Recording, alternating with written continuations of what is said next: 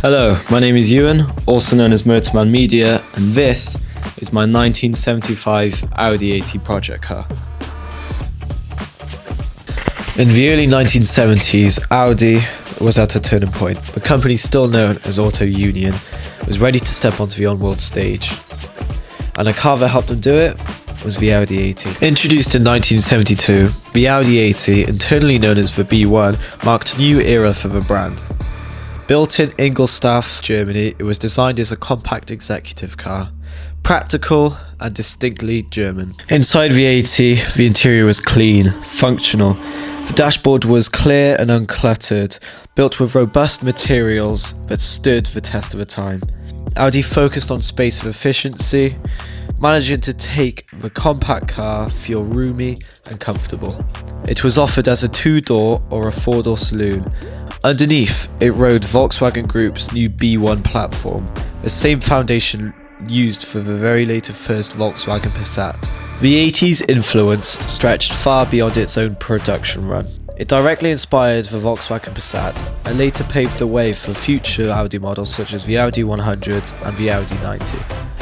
It wasn't just style and space that mattered. The B1 also brought significant safety improvements, including crumpled zones, stronger brakes, making it one of the more advanced compact cars of its day. Buyers could choose from several trim levels: base, S, LS, GL, and the sportier GTE. Each version balanced efficiency with the solid, confident feel that gave the Audi trademark.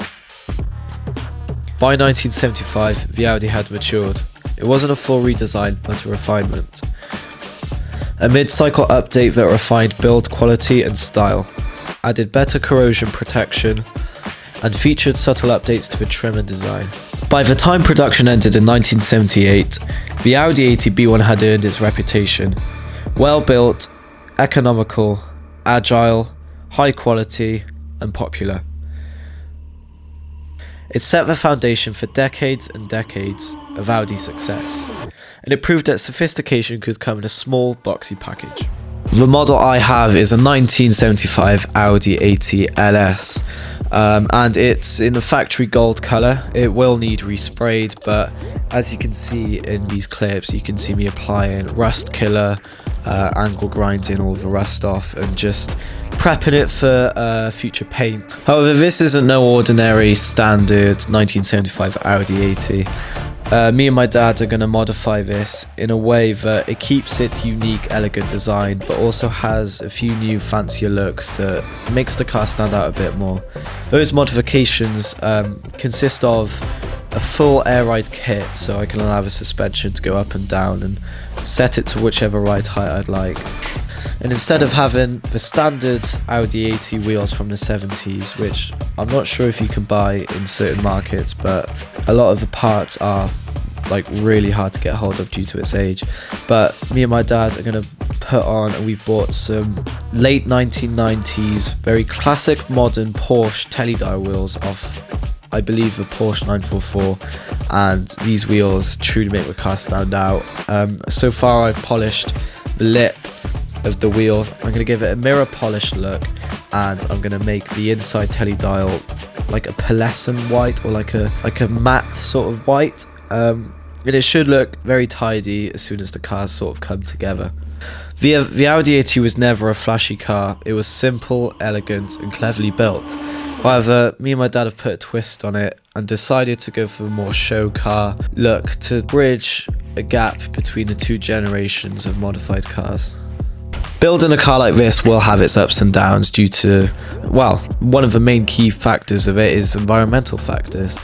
A lot of people do tend to realize that all the modern cars have great technology that helps save fuel efficiency and help save the environment. However, then again, I'm also recycling a car in a way from 50 years ago, which saves it from going to the scrapyard and doesn't need to use a lot of fossil fuels to create a new car. I'm using a car that's already been produced and production stopped nearly 50 years ago in 1978, so it will help, and it's keeping it going. As you can see here, I'm currently applying rust killer to the underside of the bonnet.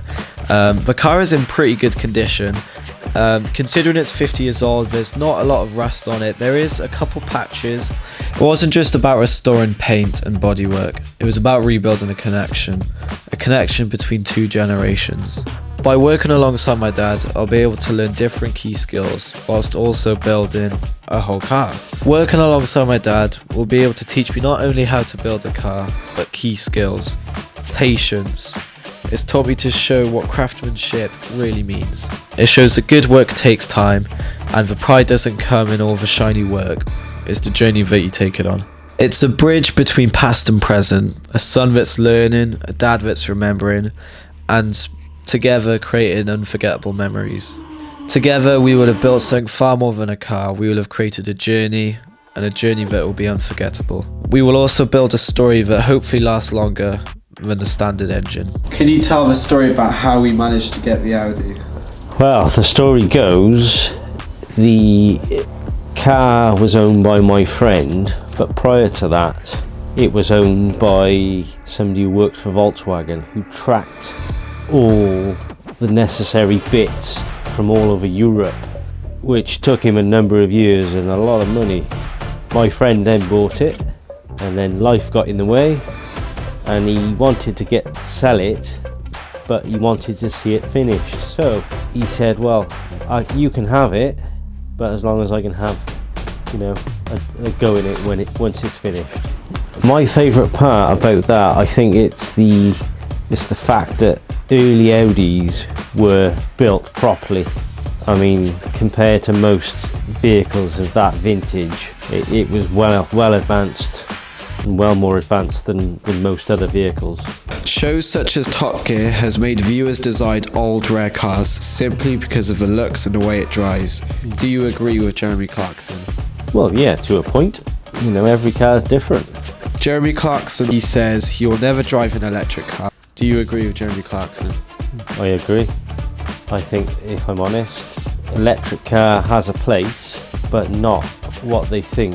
I think the environmental impact of electric cars is not good. Yes, they don't emit, but the production of these electric cars is the biggest issue.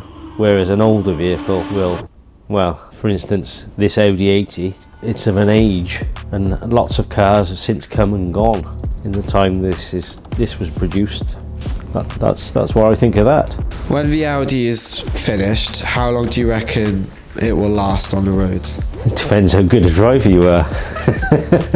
In terms of like efficiency, the engine, the age of it, how? I've got no problems with the engine failing.